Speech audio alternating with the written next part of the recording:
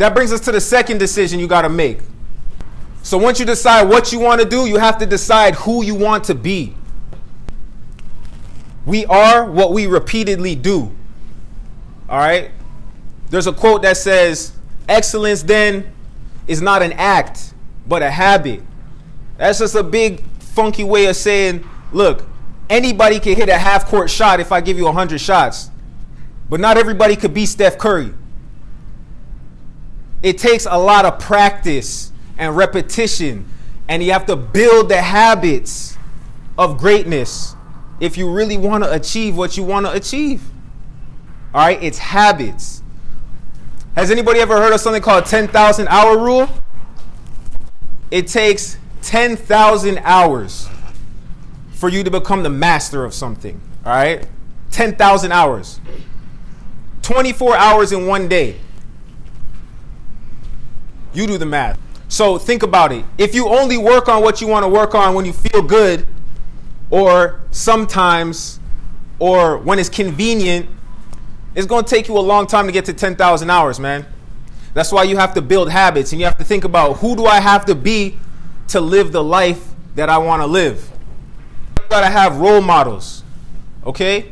You got to look to people who are already at where you want to go. It does no good to be a big fish in a small pond. Don't compare yourself to your friends. When you get your test back, don't look over and be like, hey, what did you get? Because it's not about them. It's about you being the absolute best that you can be and modeling the greatness that the people who are wherever you're trying to get to have already shown you.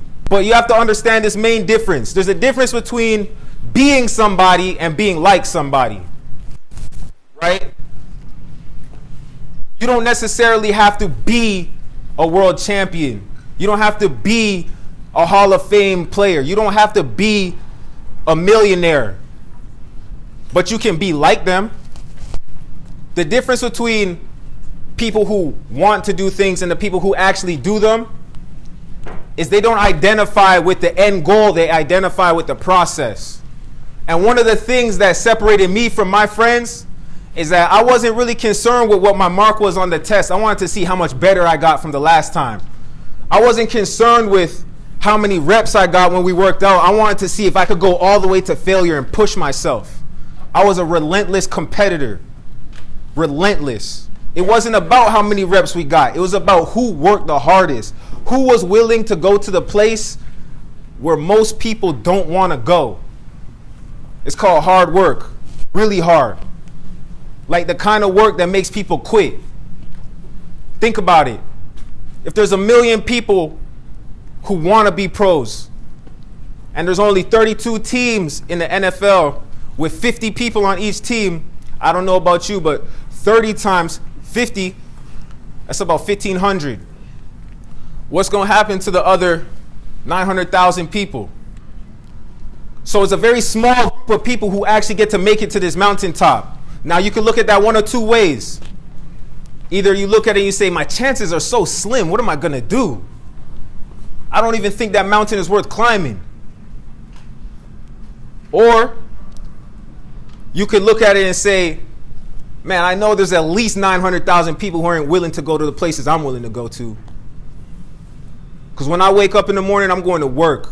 When I go to sleep at night, I look in the mirror, I'm brushing my teeth, I know that I put in a good day's work. Other people aren't willing to do that day after day after day after day after day. And that's what it means to build habits, to do things automatically, to just want things, to want the best. When you have a decision to make the right decision as a habit. When you have a chance to quit, to make it a habit to push a little bit further.